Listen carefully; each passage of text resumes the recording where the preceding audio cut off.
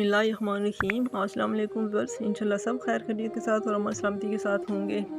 तो व्यूअर्स, आज एक छोटी सी वीडियो लेकिन बहुत ही मज़ेदार सी एक हरी चटनी की मैं वीडियो लेके आई। मैं अपना मेथड आपसे शेयर करती हूँ कि ये चटनी मैं किस मेथड के साथ बनाती हूँ।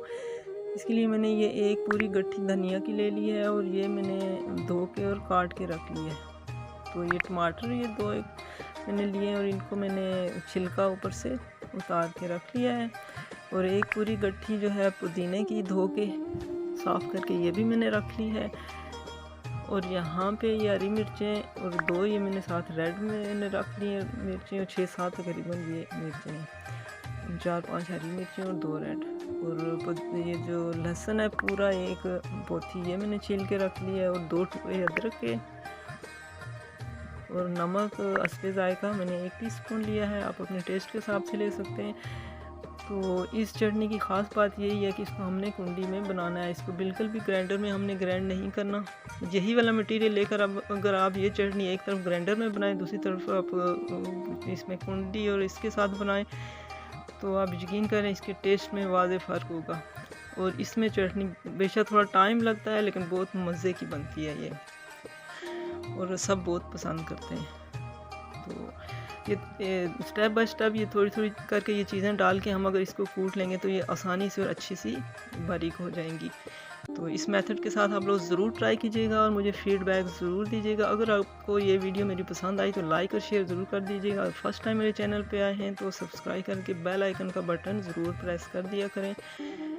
तो यहाँ पे ये जो धनिया काट के रखा था, पुदीना भी मैं काट के इसमें डालूँगी तो ये बारीक थोड़ा जल्दी हो जाएगा। मटेरियल ज़्यादा है, थोड़ा टाइम लगेगा, लेकिन चटनी इसमें बहुत मज़े की बनती है।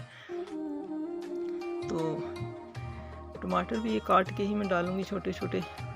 तो ये इस तरह बना के तो क्यूब्स की शक्ल में इसको फ्रीज़ कर लूँगी, और फिर उसके बाद जब ज़रूरत पड़े रमज़ान में हम निकाल के इसको यूज़ कर सकते हैं।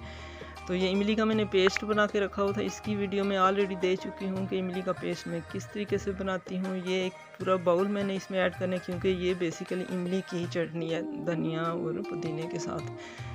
तो इसको मैं क्यूब्स में फ्रीज़ कर लूँगी, तो आधा रमज़ान तकरीबन ईज़िली गुजर जाएगा। इसमें दही आप चाहें तो डाल दें, वरना इसमें दही की ज़रूरत नहीं पड़ती। इसी तरह ये बहुत मज़े की बनती है। तो फाइनल लुक इसकी देखते हैं। तो जी व्यूअर्स, ये हमारी हरी चटनी इमली वाली बनकर तैयार हो गई है। तो इसको आप फ्रीज़ कर लें, और रमज़ान में आप इसको स्पेशली चना चाट के साथ ये बहुत मज़े की लगती है। बाकी आप जिस चीज़ के साथ चाहें आप इसको यूज़ कर सकते हैं। मुझे उम्मीद है आपको ये वीडियो पसंद आएगी। तो आएंगे किसी और वीडियो के साथ।